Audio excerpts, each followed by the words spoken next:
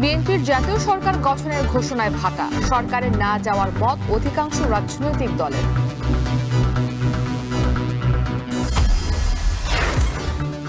দিন দিন যানজটের নগরীতে পরিণত হচ্ছে চট্টগ্রাম, মামলা আর গাড়ি জব্দ করেও মিলছে না সমাধান। দিল্লিতে বায়ুমানের অবনতি আর শৈত্যপ্রবাহের নাকাল জনজীবন, কোভিডের চেয়েও ভয়াবহ প্রভাবের আশঙ্কা।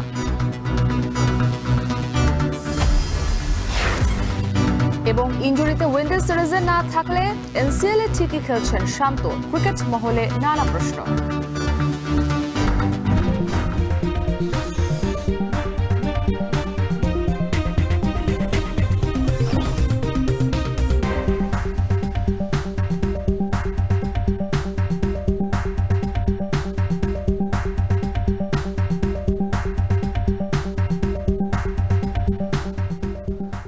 স্বাগত। এখন সকালে পুরো আয়োজন আপনাদের সাথে আছি আমি ইসরাত মুক্তি। নির্বাচনের পর ফ্যাসিবাদ বিরোধী রাজনৈতিক দলগুলো নিয়ে বিএনপি জাতীয় সরকার গঠনের ঘোষণা দিলেও স্বৈরাচার বিরোধী আন্দোলনে থাকা দলগুলোর মধ্যে এ নিয়ে আগ্রহ কম দেখা যাচ্ছে। এদের মধ্যে জামায়াতের আগ্রহ নির্বাচন পূর্ব ঐক্যমত্যের সরকার গঠনে, আর যে কোনো সরকারই স্বেচ্ছাচারী হয়ে উঠতে পারে আশঙ্কায় জাতীয় সরকারে না যাওয়ার মত অধিকাংশ ছোট ছোট দলের। জাওয়াদ মাহমুদ জানাবেন বিস্তারিত। শুধুমাত্র ধারণা নয়, দিন তারিখ মাস ক্ষণ সহ সুনির্দিষ্ট একটি রোডম্যাপ তিনি আমাদের সামনে, জাতির সামনে প্রকাশ করবেন। যে আওয়ামী লীগের এবং ফ্যাসিবাদী যারা দোষর রয়েছে তাদের বিচারের আগে বাংলাদেশে কোনো ইলেকশন হবে না। একটা রোডম্যাপ দিবেন যে কিভাবে তিনি অতি দ্রুত একটা নির্বাচনের ব্যবস্থা করবেন। রাজনৈতিক দলগুলোর মধ্য থেকে দাবি উঠেছে যে নির্বাচনের রোডম্যাপ দিতে হবে। আমরা বলছি একটা রোডম্যাপে হবে না, দুটা রোডম্যাপ দিতে হবে।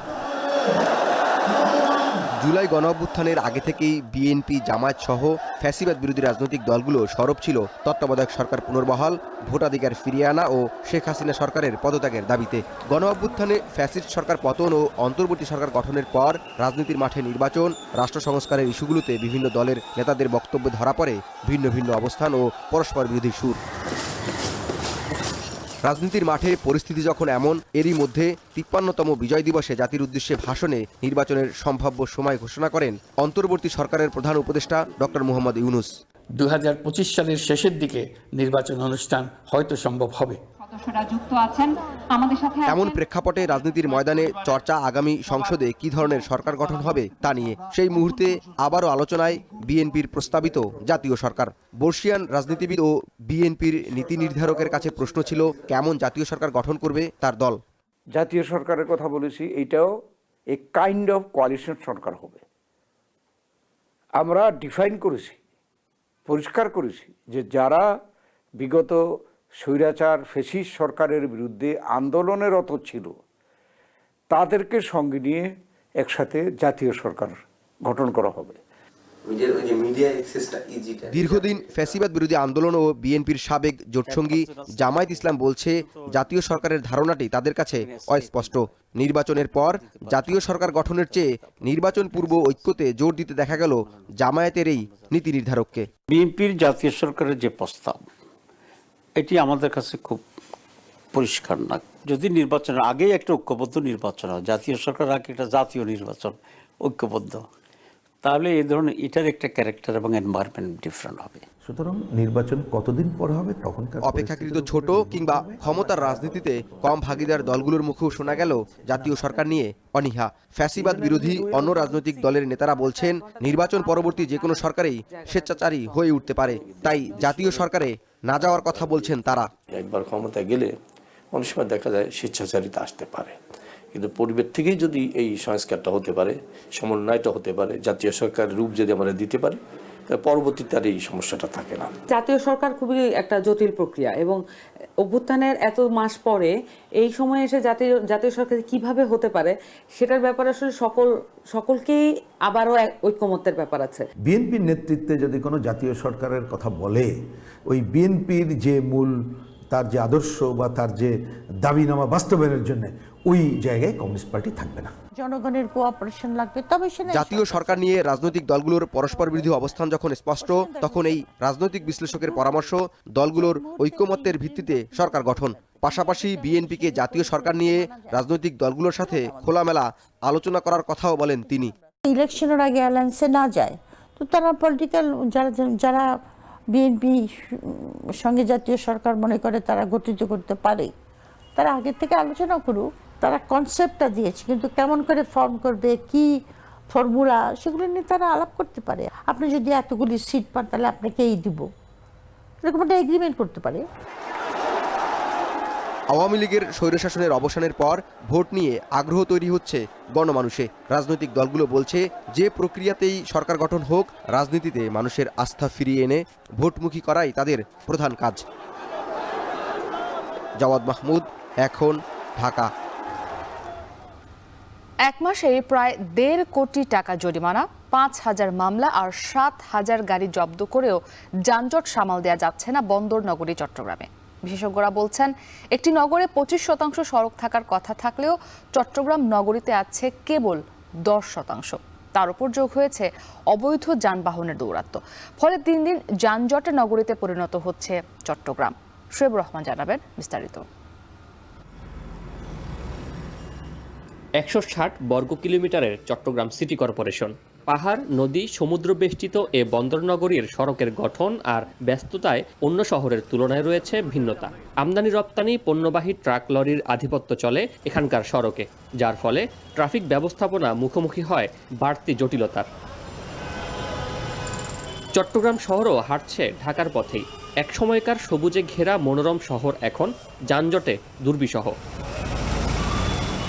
শুধু নভেম্বর মাসেই আটক হয়েছে 7,000 অবৈধ যানবাহন। তবে ট্রাফিক পুলিশ বলছে, সাম্প্রতিক অবস্থা এতটাই বেগতিক যে আইন প্রয়োগ করেও শৃঙ্খলা ফেরানো যাচ্ছে না। এ অবস্থায় যানজট নিরসনে নতুন মেয়রের সাথে বৈঠকে বসেন পুলিশ, বাস মালিক, চালক, বিআরটিএ সহ নানা পক্ষ। মালিকরা যেটা করেন যে, আমি জানি না, তুই সারাদিন গাড়ি চালাবি, বিকালবেলা সন্ধ্যাবেলায় আমাকে 2,000 অথবা 3,000 টাকা দিবি। এই 2,000-3,000 টাকার জন্য এই ড্রাইভারগুলো তখন পাগল হয়ে যায়, অশুভ প্রতিযোগিতায় নামে। এরা একটা প্যাসেঞ্জারও মিস করতে চায় না, যার কারণে তারা আড়াআড়ি করে করে গাড়িগুলো রাখে, পিছনে তেল হয়, রাস্তায় যানজট হয়। বিশেষজ্ঞরা বলছেন, একটি নগরীতে 25% সড়ক থাকা প্রয়োজন। সেখানে চট্টগ্রামে আছে মাত্র 10%। নেই পর্যাপ্ত পার্কিংও। এছাড়া সড়কের গোলচত্বর সঠিক নিয়মে তৈরি হয়নি। সংকট নিরসনে কোম্পানি ভিত্তিক গণপরিবহন ব্যবস্থা চালুর দাবি বিশেষজ্ঞদের। বাস রুট রেশনালাইজেশন বা ফ্র্যাঞ্চাইজি করার মাধ্যমে কিন্তু চাইলে আমরা যানজট অনেকটু কমাতে পারি। পাশাপাশি হচ্ছে যে এখানে রাস্তাঘাট অনেকগুলো অনেক সরু এবং অনেক অনিবন্ধিত যান, ব্যাটারিচালিত রিক্সা আমার চলাচল করছে। এগুলোকে নিয়ন্ত্রণ করা, এগুলোকে মেইন রোডে চলাচল করতে না দিলে দেখা যাবে যে কিছুটা আমরা যানজট নিয়ন্ত্রণ করতে পারবো। এ অবস্থায় নগরীর যানজট নিরসনে প্রধান সড়কে ব্যাটারি রিকশার চলাচলে নিষেধাজ্ঞা দিয়েছে চট্টগ্রাম সিটি কর্পোরেশন। এছাড়াও নগরীর সড়কের পাশের খালি জায়গায় বেসরকারি ব্যবস্থাপনায় পার্কিং চালুর কথা ভাবছে সংস্থাটি। কার পার্কিং, দিনের বেলায় কার পার্কিং থাকবে সেটা আমাদের কর্পোরেশনের জন্য একটা আমরা একটা বোধহয় সেটা কিছু বেনিফিটেড হব। আর রাতের বেলায় তারা ওই জায়গাটাকে একটা ছোট ছোট দোকান হিসাবে, যেগুলো এখন রাস্তায় বসছে, সেগুলোকে মার্কেট হিসাবে তারা ব্যবহার করতে পারছে। এই টাইপের একটা চিন্তা আমাদের মধ্যে আছে। ফ্লাইওভারগুলো আছে সেখানে নিজ জায়গায় যেগুলো বেশ স্পেশাস আছে, সেই জায়গাগুলোতে আমরা চিন্তা ভাবনা করছি। অন্য অন্য জায়গায় বেশি স্পেশাস না, সেগুলোতে শুধু পার্কিং হিসাবে সেগুলো হয়তো চিন্তা ভাবনা থাকবে। অতিরিক্ত যানবাহন আর যানজটে চট্টগ্রাম শহরে গাড়ির গড় গতি নেমেছে মাত্র 5 কিলোমিটারে, যা এক যুগ আগেও ছিল 21 কিলোমিটার। শোয়েব রহমান, এখন, চট্টগ্রাম। প্রায় 2 বছর ধরে নতুন ভবন তৈরির নকশা অনুমোদন দিচ্ছে না বরিশাল সিটি কর্পোরেশন। এতে আবাসন খাত এবং ব্যক্তি পর্যায়ের ভবন নির্মাতারা পড়েছেন বিপাকে। চরম মন্দাভাব নির্মাণ সামগ্রীর ব্যবসায়, আর এ খাতে বিনিয়োগ পিছিয়েছে 2,500 কোটি টাকা। আমিরুল ইসলামের ছবিতে আরও জানাবেন ফেরদৌস সোহাগ। রাজধানীর সাথে সড়ক যোগাযোগ উন্নয়নের পর চাঙা হয় বরিশালের আবাসন খাত। ভবন নির্মাণে আগ্রহী হয়ে ওঠেন আবাসন ব্যবসায়ীদের পাশাপাশি ব্যক্তি পর্যায়ের জমির মালিকরা। সব নিয়ম মেনে সিটি কর্পোরেশনে ভবনের নকশা অনুমোদনে নথি জমা দেয় তারা, কিন্তু প্রায় 2 বছর ধরে অজ্ঞাত কারণে নকশা অনুমোদন না দিয়ে কর্পোরেশনের গড়িমসি করার অভিযোগ ভুক্তভোগীদের। আমার নিজ জায়গায় 10তলা ভবনের জন্য কাগজপত্র এবং রাজস্ব আমি জমা দিয়েছি সিটি কর্পোরেশনে। 1.5 বছর যাবৎ এ টেবিলে ওই টেবিলে ঘুরতেছি, আমি প্ল্যানটা এখনো হাতে পাইনি। 1 বছর হয় সিটি কর্পোরেশনের একটা প্ল্যান জমা দেয়, সমস্ত কাগজপত্র জমা দেওয়া হয়েছে, প্লাস যেখানে যে টাকা জমা দেওয়া সেটাও আমি দিছি, কিন্তু তারা এই 1 মাস পর হবে, 15 দিন পর, এরকম করে আমি প্রতি মাসেই এখানে আসতেছি। 16 মাস হয়ে গেল। আমি আজকে একটু আগেও সিটি কর্পোরেশনে ঢুকলাম, কিন্তু তারা কোনো সদুত্তর দিতে পারতেছে না আমার প্ল্যানটা কবে পাস হবে। বরিশাল সিটি কর্পোরেশন নূতন ভবন নির্মাণের প্ল্যান অনুমোদনের ক্ষেত্রে প্রায় 2 বছর যাবৎ গড়িমসি করছে।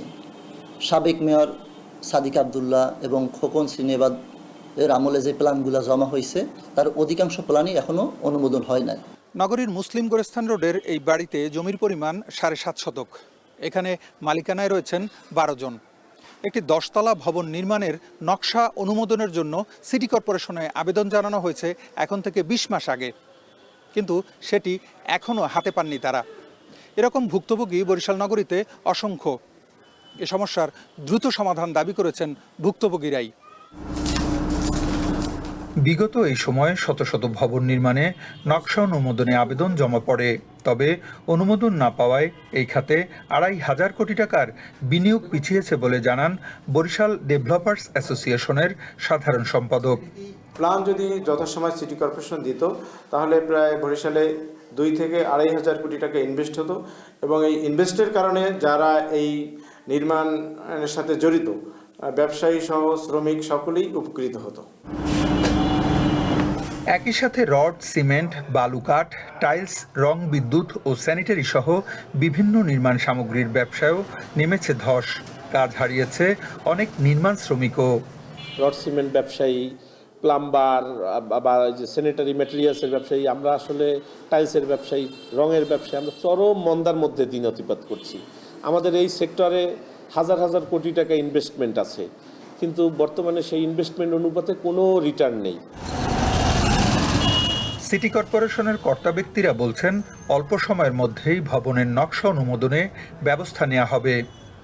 মিটিং করব, মিটিং করার পরে আর কি পর্যায়ক্রমে আমরা ছেড়ে দেবো, এখানে আটকে রাখবো না। ইমারত নির্মাণ বিধিমালা একটা আছে 1996 অনুযায়ী যদি আমরা প্ল্যানটা হয় তাহলে আর কি একটু সুবিধা হয়, কিন্তু বেশিরভাগ দেখা গেলো আবেদনগুলোই তারাই 1996 সালে যে ইমারত নির্মাণ বিধিমালা আছে সেই বিধিমালা ভিতরে পড়ে না। আইনি জটিলতা হোক বা অন্য কোনো কারণ হোক, সেটা আমি এত খতিয়ে দেখিনি। খতিয়ে দেখলে বোঝা যাবে যে কেন এতগুলো পেন্ডিং ছিল। এইগুলো আমরা এখন তাৎক্ষণিকভাবে যেটা আইনের ভিতরে, বিধির ভিতরে অনুমোদন দেওয়া সম্ভব হবে সেটা আমরা অনুমোদন দিয়ে দেব। নতুন ভবন নির্মাণে নকশা অনুমোদনের জন্য বরিশাল সিটি কর্পোরেশনে এরই মধ্যে জমা পড়েছে 900-র বেশি আবেদন, যা অনুমোদন দেয়া হলে সিটি কর্পোরেশনের আয় হতো কমপক্ষে 10 কোটি টাকা। ফিরদাউস সোহাগ, এখন, বরিশাল। প্রতি বছর 26 লাখ মায়ের অনাকাঙ্ক্ষিত গর্ভধারণ থেকে প্রায় 16 লাখ গর্ভপাত হচ্ছে।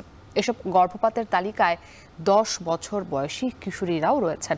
তবে বয়স যাই হোক, ভুল প্রক্রিয়ায় গর্ভপাত করতে গিয়ে শারীরিক নানা জটিলতার পাশাপাশি অনেক সময় মৃত্যুরও শিকার হচ্ছেন নারীরা। জীবন রক্ষার কারণ ছাড়া 12 সপ্তাহের পর যে কোনো মূল্যে গর্ভপাত বন্ধের আহ্বান চিকিৎসকদের। পাশাপাশি পরিকল্পিত গর্ভধারণ ও দরকারি গর্ভপাতের ক্ষেত্রে হাসপাতালে যাবার পরামর্শ দিয়েছেন বিশেষজ্ঞরা। মুজাহিদ শুভর বিশেষ প্রতিবেদনে বিস্তারিত। 3 সন্তানের জন্মের পর গর্ভে নতুন সন্তানের আগমনে মোটেও খুশি নন এই নারী। ভ্রূণ অপসারণে ওষুধের দোকানির পরামর্শে খেয়েছেন মাসিক নিয়মিত করবার কিট। মাস পেরোলেও বন্ধ হয়নি রক্তক্ষরণ। সমস্যা সমাধানে বাধ্য হয়ে এসেছেন মোহাম্মদপুর ফার্টিলিটি সেন্টারে। এমএম কিটটা আমি আর কি খাইছিলাম, তারপরে আমার আর কি ব্লাড হচ্ছিল, হওয়ার পর আর কি পুরোটা আর কি ক্লিয়ার হয়নি।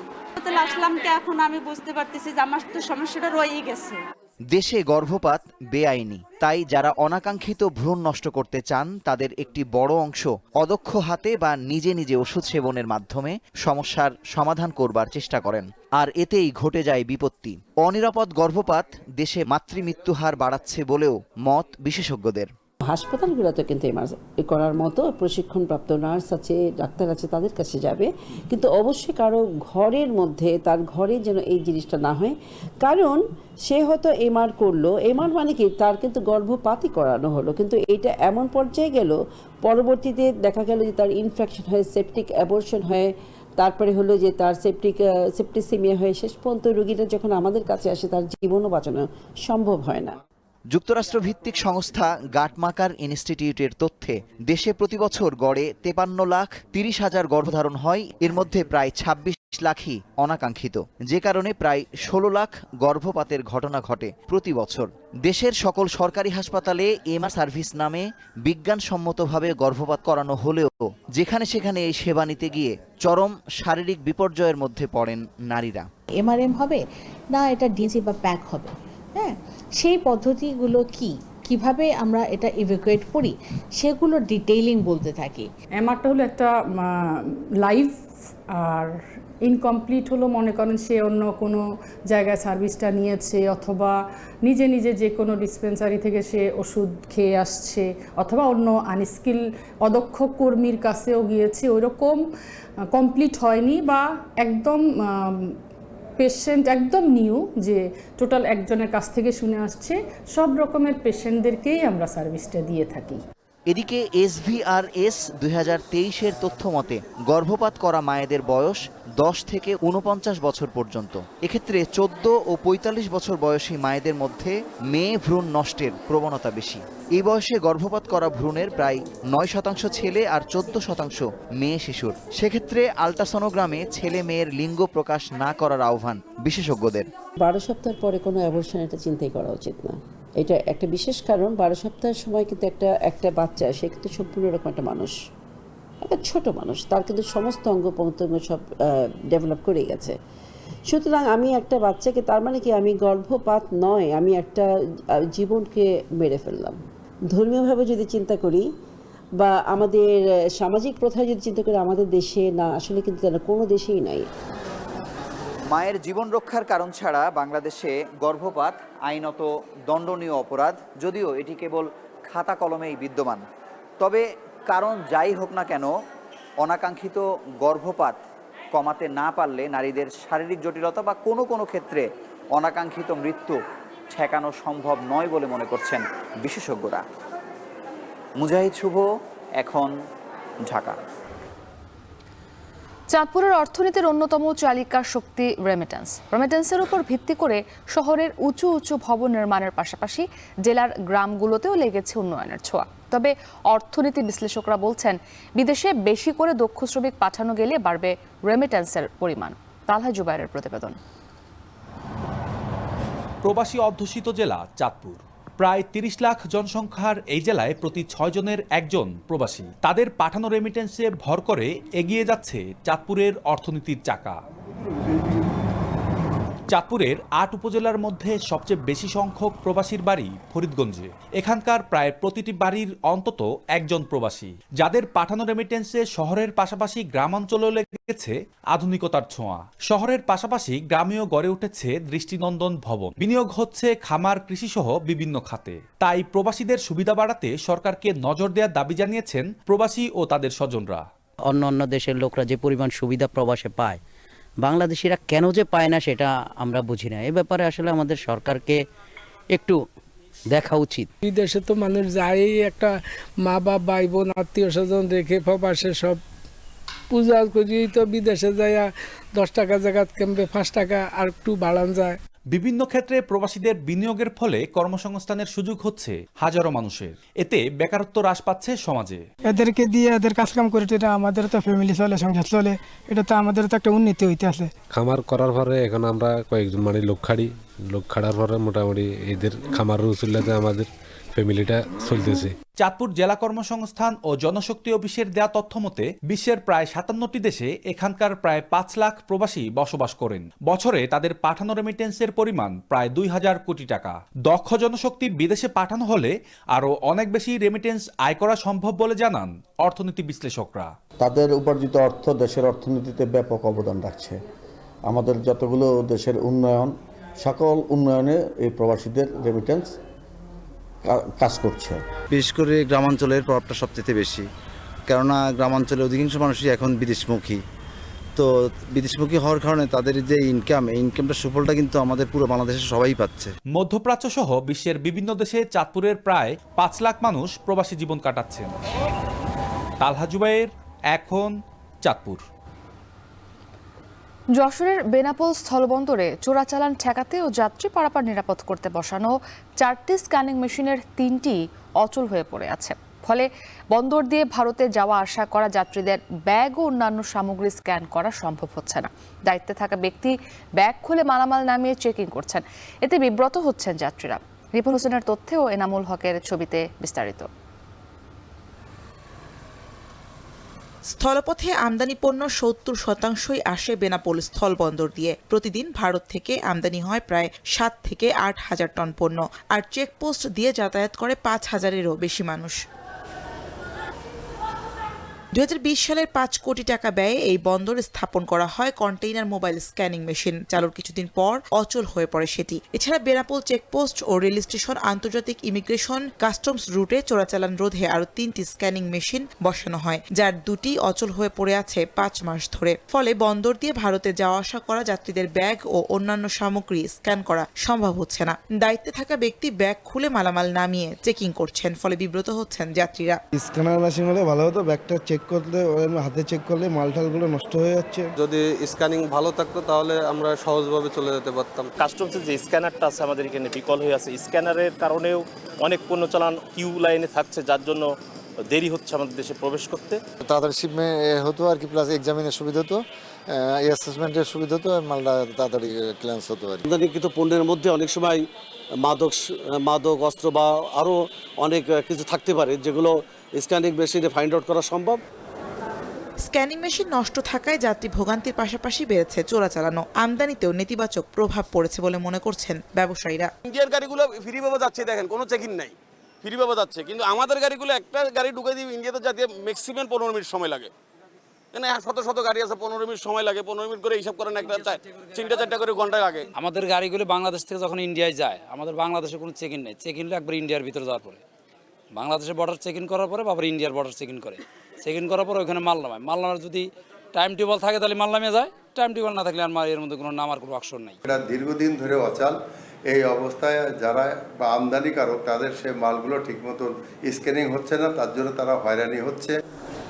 এদিকে নিরাপত্তা ঝুঁকির কথা স্বীকার করে বন্দর কর্তৃপক্ষ বলছে, দেশের জাতীয় নিরাপত্তা জড়িত থাকায় দ্রুত পদক্ষেপ নেওয়া উচিত। আর কাস্টমস কর্তৃপক্ষ বলছে, এসব মেশিন চালু করতে ইতিমধ্যে জাতীয় রাজস্ব বোর্ডকে জানিয়েছেন তারা। আন্তর্জাতিক প্যাসেঞ্জার টার্মিনালে বন্দরের যে কাস্টমসের যে স্ক্যানারটি রয়েছে, সেটিও দীর্ঘদিন যাবৎ একইভাবে নষ্ট অবস্থায় পড়ে আছে। স্ক্যানারগুলি সচল করা জরুরি দরকার, কারণ এই স্ক্যানার দিয়ে পণ্য স্ক্যানিংয়ের সাথে দেশের জাতীয় নিরাপত্তাও জড়িত। আমাদের ব্যাগেজ কন্টেনার স্ক্যানিং মেশিন একটা রয়েছে, তো এটা বেশ কিছুদিন যাবতই এটা মেরামত বা সংস্কার কার্যের জন্য আমরা ইতিমধ্যে জাতীয় রাজস্ব বোর্ডে পত্র প্রেরণ করেছি। তো আমরা আশা করছি সেখান থেকে একটা সিদ্ধান্ত আসলে খুব দ্রুতই আমরা এই মেশিনটা সচল করতে সক্ষম হব। এদিকে স্ক্যানিং মেশিন নষ্ট থাকার সুযোগে গেল 4 মাসে বেনাপোল বন্দর পেরিয়ে ভারতে যাওয়ার পর সেখানকার পেট্রাপোল বন্দরে স্বর্ণ ও বিভিন্ন চোরাই পণ্য সহ আটক হন 25 পাচারকারী। এখন বেনাপোল। পৌষের শুরু থেকে সারা দেশে অনুভূত হচ্ছে তীব্র শীত। দিনে তাপমাত্রা কিছুটা বাড়লেও সন্ধ্যা থেকে সকাল পর্যন্ত হিমেল হাওয়া ও ঘন কুয়াশায় ভোগান্তি বাড়ছে ছিন্নমূল ও খেটে খাওয়া মানুষদের। এ নিয়ে আরো জানাতে চুয়াডাঙ্গা থেকে অনেক চক্রবর্তী, এছাড়াও বগুড়া থেকে যুক্ত আছেন সহকর্মী রাজীব সেলিম। তবে শুরুতে আমরা চুয়াডাঙ্গার খবর জানতে চাই। অনেক চুয়াডাঙ্গায় আজ কতটুকু তাপমাত্রা নামলো জানাবেন, এবং জনজীবনের শীতের প্রভাব কেমন দেখছেন?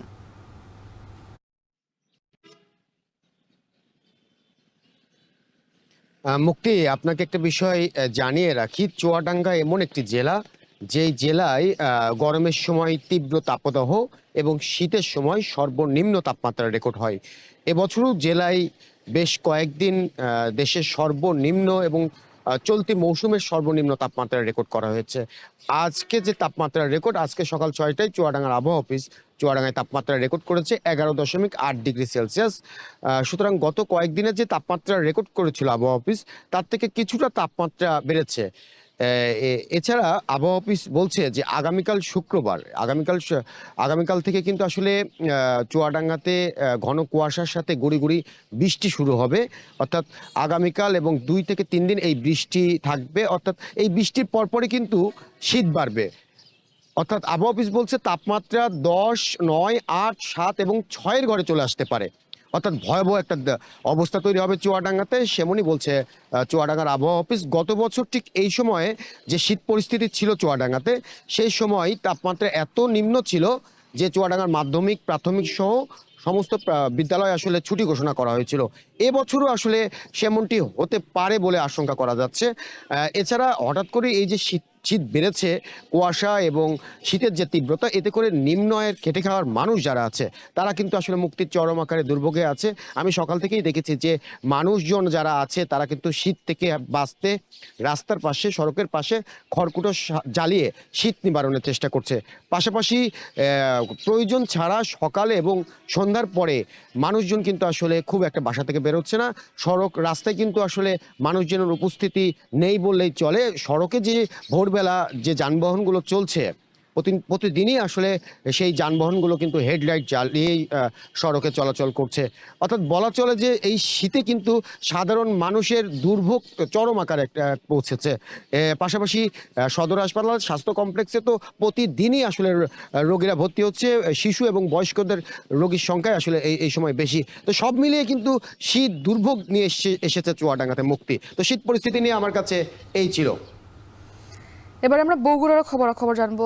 রাজীব, বগুড়ায় আজকে শীত কতটা অনুভূত হচ্ছে, এবং যারা শ্রমজীবী এবং খেটে খাওয়া মানুষ রয়েছেন, ছিন্নমূল মানুষ রয়েছেন, শীতে তো তাদের ভোগান্তির শেষ নেই, সেই বিষয়ে একটু বিস্তারিত জানতে চাই। মুক্তি, বগুড়ায় আজকে তাপমাত্রা সকালে বগুড়া আবহাওয়া অফিস যেটি নির্ধারণ করেছে সেটি হচ্ছে 13 ডিগ্রি সেলসিয়াস। এই যে পরিস্থিতি, এই পরিস্থিতিতে সাধারণ মানুষ আসলে ঘর থেকে বের হতে পারছে না। প্রচণ্ড শীত আর কুয়াশার কারণে খেটে খাওয়া এবং নিম্নবিত্ত যে মানুষগুলো রয়েছে তারা চরম ভোগান্তিতে পড়েছেন।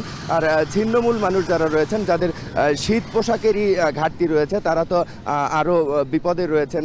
প্রচণ্ড শীতের কারণে তারা অসুস্থ হয়ে পড়ছেন অনেকে। আমরা বগুড়ার যে হাসপাতালগুলো রয়েছে সেগুলোতে কথা বলেছি। তারা আমাদের হাসপাতাল কর্তৃপক্ষ আমাদেরকে জানিয়েছেন যে শীত বাহিত যে রোগগুলো, সেই রোগের সংখ্যা বাড়ছে, রোগীর সংখ্যা বাড়ছে। বিশেষ করে শিশু এবং বৃদ্ধ যারা রয়েছেন তারা সবচেয়ে বেশি আক্রান্ত হচ্ছেন রোগে, এবং 2-1টি করে রোগী ভর্তি হতে শুরু করেছে। খুব বেশি রোগীর পরিমাণ বাড়েনি বগুড়ার হাসপাতালগুলোতে। আর এই সকাল সন্ধ্যা যেহেতু প্রচণ্ড ঠান্ডা থাকছে, সেহেতু সকালে যে দূরপাল্লার যে গাড়িগুলো যাচ্ছে সেই গাড়িগুলো হেডলাইট জ্বালিয়ে যাচ্ছে। অনেক বেলা বাড়ার পরেও হেডলাইট জ্বালিয়ে যেতে হচ্ছে। আর হচ্ছে বগুড়ার যেহেতু সবজি এবং মাছ চাষ হয় প্রচুর, সেই কারণে এই দুটিই কিন্তু আসলে সাধারণ মানুষ করতে গিয়ে শীতের আরও অনেক কাছাকাছি সম্পৃক্ত হচ্ছে। এর কারণ হচ্ছে সারা রাত কুয়াশা পরে সবজির ক্ষেত ভিজে থাকছে, আর সেই সবজি তুলে সকাল সকাল যেহেতু হাট বসে, হাটে নিয়ে আসতে হচ্ছে।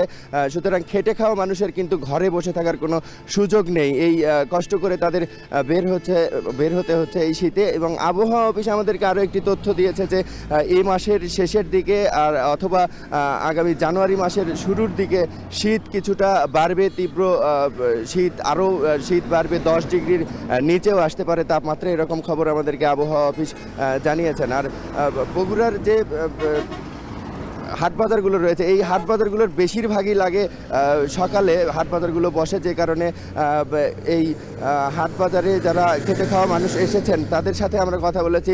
তারা আমাদেরকে জানিয়েছেন যে সকাল সকাল প্রচণ্ড কুয়াশা থাকার পরেও তাদের মাঠে আসতে হচ্ছে। এই ছিল আমার কাছে বগুড়া থেকে শীতের সবশেষ খবর। মুক্তি, আমাদের সঙ্গে আমাদের সহকর্মীরা যুক্ত ছিলেন বগুড়া এবং চুয়াডাঙ্গা থেকে। তারা জানাচ্ছিলেন শীতের কারণে সেখানকার জনজীবনে কী রকম দুর্ভোগ হচ্ছে সেই বিষয়ে।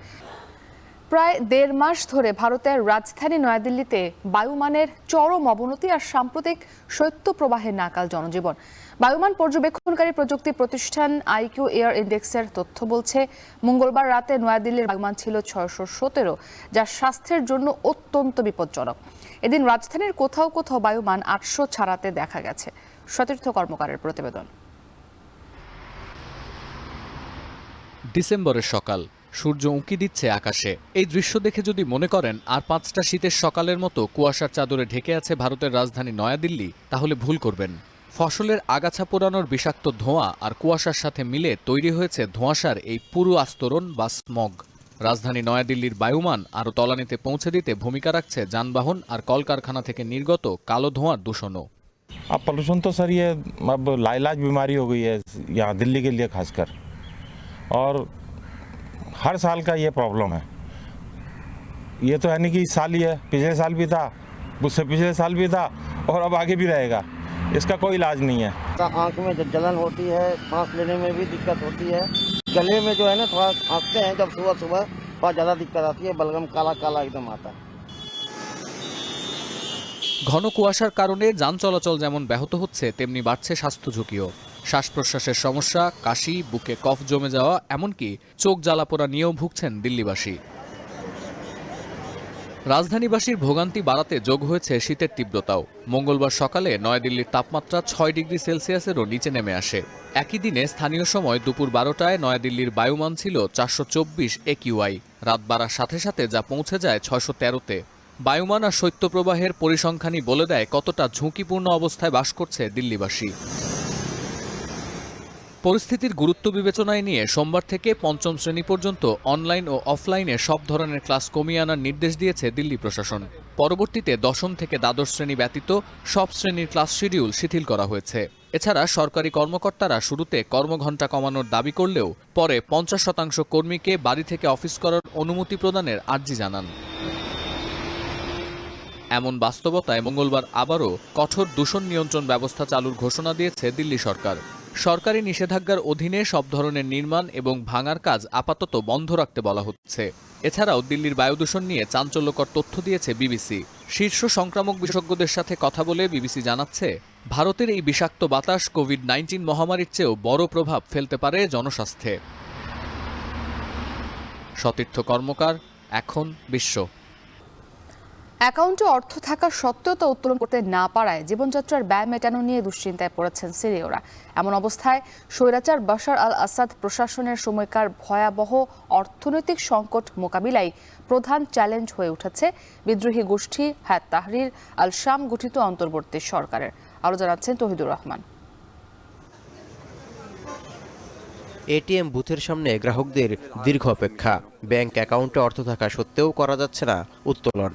দৃশ্যটি সিরিয়ার রাজধানী দামেস্কের। আসাদ পরিবারের 53 বছরের স্বৈরশাসনের কবল থেকে সিরিয়াবাসী মুক্ত হলেও বাশার আল আসাদের রেখে যাওয়া সংকটময় অর্থনীতিতে ক্রমেই উঠে আসছে ভোগান্তির চিত্র। দেশের চরম অর্থনৈতিক মন্দায় ধুঁকছেন সরকারি চাকরিজীবী থেকে শুরু করে সাধারণ নাগরিক পর্যন্ত প্রায় সবাই। দৈনন্দিন জীবনযাত্রার ব্যয় মেটানো নিয়ে দুশ্চিন্তার পাল্লা ভারী হচ্ছে বাসিন্দাদের। في لي مبلغ معين بالحصالات والمعاملات صار لي بيقول 3 ما معها ماده ما فيها تاكل، ما فيها تعيش، ما فيها تشرب، استمراريه الحياه ما بتستمر. وما في ما حدا يعطيك الجواب الشافي، لا في رواتب، ما في كهرباء، ما في نت، والراتب يعني ما فيك تعيش بلا। ভয়াবহ অর্থনৈতিক সংকটের মধ্যে আসাদ সরকারের পতনে বিদ্রোহীদের বিজয়ের পর এই সংকট মোকাবিলায় সিরিয়ার নতুন প্রশাসনের অগ্রাধিকার হওয়া উচিত বলে মনে করছেন সংশ্লিষ্টরা। আর তা না হলে সিরিয়ার উচ্ছ্বাস খুব দ্রুতই হতাশায় পরিণত হবে বলেও শঙ্কা অনেকেরই। তাই সবাইকে বর্তমান অন্তর্বর্তী সরকারকে সমর্থনের আহ্বান জানিয়েছেন বাশার আল আসাদ বিরোধীদের দলবদ্ধ করায় ভূমিকা রাখা নেতা হাদি আল বাহারা। انه كلنا نكون يد عون للحكومه الحكومه تصريف الاعمال الحاليه اللي هي المفروض أن يعني تنهي অন্তর্বর্তীকালীন সরকারকে বিশ্বাসযোগ্য করতে সব বিরোধী নেতাদেরই অন্তর্ভুক্তি নিশ্চিত করা জরুরি বলেও মন্তব্য করেন হাদি আল বাহারা। এমনকি ভবিষ্যতে সিরিয়ার সংবিধান রচনায় জাতীয় সম্মেলন করাও গুরুত্বপূর্ণ বলে মনে করছেন এই নেতা। هذا المؤتمر الوطني العام يشكل منه أو ينتخب لجنة أو جمعية تأسيسية। 13 বছরের গৃহযুদ্ধের পর সিরিয়ার নতুন তত্ত্বাবধায়ক প্রশাসন দেশটিকে স্থিতিশীল করতে এবং সহিংস প্রতিশোধ এড়াতে কাজ শুরু করেছে। আসাদের পতনের পর প্রথমবারের মতো অভ্যন্তরীণ ফ্লাইট চলাচলের মধ্য দিয়ে বুধবার থেকে ফের সচল হয়েছে আলেপ্পো ও দামেস্ক আন্তর্জাতিক বিমানবন্দর। تشغيل بين المدينتين الرئيسيتين في سوريا دمشق وحلب إن شاء الله قريبا بصير تشغيل منتظم। বজ্রপাতের মতো বিদ্রোহীদের টানা 12 দিনের অভিযানে বাশার আল আসাদ পরিবার সহ দেশ ছেড়ে পালিয়ে রাশিয়ায় আশ্রয় নেয় 8 ডিসেম্বর স্বৈরাচার মুক্ত হয় সিরিয়া। 2025 সালের 1 মার্চ পর্যন্ত তত্ত্বাবধায়ক প্রধানমন্ত্রী হিসেবে নিয়োগ পান মোহাম্মদ আল বশির। আসাদের পতনে নেতৃত্ব দেয়া বিদ্রোহী গোষ্ঠী হায়াত তাহরির আল শামের সঙ্গে আগে থেকেই ঘনিষ্ঠ সম্পর্ক ছিল মোহাম্মদ আল বশিরের। তৌহিদুর রহমান, এখন বিশ্ব। যুক্তরাষ্ট্রকে পেছনে ফেলে স্পেসওয়াক রেকর্ডে শীর্ষে উঠে এসেছে চীন। শেনঝু 19 মহাকাশ অভিযানের 2 চীনা নভোচারী 2001 সালে মার্কিন নভোচারীদের করা রেকর্ড টপকালেন। এদিকে 6 মাসের বেশি সময় ধরে মহাকাশে আটকে পড়া 2 নভোচারীকে আগামী ফেব্রুয়ারিতেও ফিরিয়ে আনা সম্ভব হবে না বলে জানিয়েছে মার্কিন মহাকাশ গবেষণা সংস্থা নাসা। তৌহিদুর রহমানের প্রতিবেদন। উচ্চাভিলাষী মহাকাশ কর্মসূচির সবশেষ মাইলফলক হিসেবে যুক্তরাষ্ট্রের রেকর্ড ভাঙল চীন। 9 ঘন্টারও বেশি স্পেস ওয়াক সম্পন্ন করে মহাকাশ জগতে চীনকে অনন্য উচ্চতায় নিয়ে গেলেন দেশটির 2 নভোচারী কাই জুঝে ও সং লিংডং। মঙ্গলবার রাত 10টার কিছু আগে মহাকাশে 9 ঘন্টা 6 মিনিট হেঁটে শেষ করেন শেনঝু 19 মহাকাশ অভিযানের 2 সদস্য। এর আগে 2001 সালের 12 মার্চ 8 ঘন্টা 56 মিনিটের স্পেস ওয়াক রেকর্ড গড়েছিলেন মার্কিন নভোচারী জেমস ভোস ও সুসান হেলমস, যা টপকে এখন শীর্ষ স্পেস ওয়াকার চীনা নভোচারী কাই জুঝে ও সং লিংডং। চীনের প্রথম নারী মহাকাশ প্রকৌশলী সহ 3 জন মহাকাশচারী নিয়ে 6 মাসের শেনঝু 19 মহাকাশ অভিযান শুরু হয় গত 30 অক্টোবর। সবশেষ স্পেসওয়াকে মার্কিন রেকর্ডকে পেছনে ফেলা ছাড়াও সাম্প্রতিক বছরগুলোতে রোবোটিক চন্দ্র মিশন পরিচালনার নজির গড়েছে চীন। এর মধ্যে চলতি বছরের শুরুতে চাঁদের দূরবর্তী অংশ থেকে নমুনা নিয়ে পৃথিবীতে ফিরে আসাটা ছিল গুরুত্বপূর্ণ বিষয়। আর এভাবেই মহাকাশে আধিপত্য বিস্তারের প্রচেষ্টা চালিয়ে যাচ্ছে চীন। এদিকে মহাকাশে আটকে পড়া 2 মার্কিন নভোচারী বুচ উইলমোর এবং সুনিতা উইলিয়ামসকে ফিরিয়ে আনার মিশন পরিকল্পনা আরেক ধাপ পিছালো নাসা। অর্থাৎ 2025 সালের ফেব্রুয়ারিতেই তাদের পৃথিবীতে প্রত্যাবর্তন নিশ্চিতের কথা থাকলেও মার্চের শেষের দিকের আগে তা সম্ভব হবে না বলে জানিয়েছে মার্কিন মহাকাশ গবেষণা সংস্থাটি। মহাকাশে চীনের মার্কিন রেকর্ড অতিক্রম করার দিনই এমন খবর দিল নাসা। বোয়িংয়ের স্টারলাইনের মাধ্যমে মাত্র 8 দিনের জন্য মহাকাশে যাত্রা করে চলতি বছরের 5 জুন বিপাকে পড়েন বুচ উইলমোর এবং সুনিতা উইলিয়ামস। মহাকাশ যানটিতে ত্রুটির কারণে তখন তাদের ফেরার পরিকল্পনা ভেস্তে যায়। 6 মাস ধরে মহাকাশে আটকে থাকার পরও তাদের ফিরিয়ে আনার নিশ্চিত দিনক্ষণের বার্তা দিতে ব্যর্থ নাসা। তৌহিদুর রহমান, এখন বিশ্ব। ইনজুরির কারণে খেলছেন না ওয়েন্ডিজ সিরিজে, অথচ এনসিএলে ঠিকই টানা ম্যাচ খেলে যাচ্ছেন টাইগারদের 3 সংস্করণের অধিনায়ক নাজমুল হোসেন শান্ত। ঘরোয়া নাকি জাতীয় দল, কোনটা গুরুত্বপূর্ণ? ক্রিকেট মহলে তৈরি হয়েছে এমন প্রশ্ন। তবে জাতীয় দলের নির্বাচক আব্দুর রাজ্জাক মনে করেন ঝুঁকি না নিতেই চলমান ওয়েস্ট ইন্ডিজ সিরিজে বিশ্রাম দেওয়া হয়েছে শান্তকে। সিলেট থেকে আরও জানাচ্ছেন রেদওয়ান শাওন। সবশেষ আফগানিস্তানের বিপক্ষে ওয়ানডে সিরিজে ম্যাচ সেরা ইনিংস খেলে চোটে পড়েছিলেন জাতীয় দলের অধিনায়ক নাজমুল হোসেন শান্ত। এরপর ছিটকে যান ওয়েস্ট ইন্ডিজের বিপক্ষে পূর্ণাঙ্গ সিরিজ থেকে। শান্ত যখন গ্রোয়েন ইনজুরিতে দলের বাইরে, তখন মাঠে বাংলাদেশের পারফরমেন্সও যাচ্ছে তাই অবস্থা। আফগানদের বিপক্ষে ওয়ানডে সিরিজ হার, একই ফরম্যাটে ক্যারিবিয়ান দ্বীপে হোয়াইট ওয়াশ, যেন শান্ত, মুশফিক কিংবা হৃদয়দের ইনজুরি মাঠ এবং মাঠের বাইরে বিধ্বস্ত করেছে পুরো দলের মনোবল। বাংলাদেশ দল ব্যস্ত উইন্ডিজদের বিপক্ষে টি-20 সিরিজে, তবে সেখানে যোগ দেননি অধিনায়ক শান্ত, বরং বেছে নিয়েছেন এনসিএল টি-20 টুর্নামেন্ট। খেলছেন একের পর এক ম্যাচ। 14 ডিসেম্বর বরিশালের বিপক্ষে 80 রানের ইনিংসের পর এখন পর্যন্ত 4 ম্যাচে 130-এর বেশি স্ট্রাইক রেটে সংগ্রহ করেছেন 91 রান। তবে এখানেও উঠেছে প্রশ্ন, জাতীয় দলে যোগ না দিয়ে কেন এনসিএলে নাজমুল শান্ত? এখানে আসলে ট্রাই করা হয়েছে, এখানে কিন্তু আপনি কিন্তু ইন্টারন্যাশনাল ম্যাচে ওকে ট্রাই করতে পারবেন না, আপনি নিলে খেলতে হবে। আর এখানে কি হয়েছে, যদি এরকম প্রবলেম হয় এটা আমাদের হাতে, যে আমরা চাইলে ওকে উঠায় নিয়ে আসতে পারছি, অথবা ইভেন এরকমও যদি হয় খুব ইমার্জেন্সি কিছু হলে কিন্তু আমরা রিপ্লেসমেন্টও দিয়ে দিতে পারবো। কিন্তু ওইখানে ইন্টারন্যাশনাল ম্যাচে তো আমাদের সেটা করা যাবে না।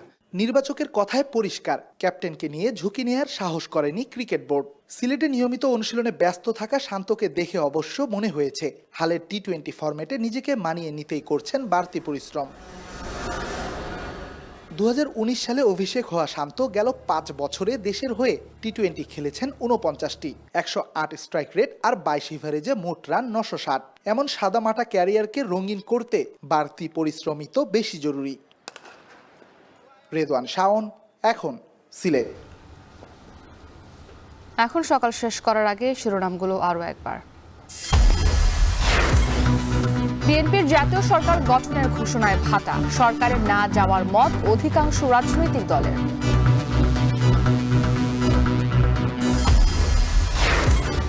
দিন দিন যানজটের নগরীতে পরিণত হচ্ছে চট্টগ্রাম, মামলা আর গাড়ি জব্দ করেও মিলছে না সমাধান। দিল্লিতে বায়ুমানের অবনতি আর শৈত্যপ্রবাহের নাকাল জনজীবন, কোভিডের চেয়েও ভয়াবহ প্রভাবের আশঙ্কা। এবং ইনজুরিতে ওয়েডনেসডে সিরিজে না থাকলেও এনসিএলে ঠিকই খেলছেন শান্ত, ক্রিকেট মহলে নানা প্রশ্ন।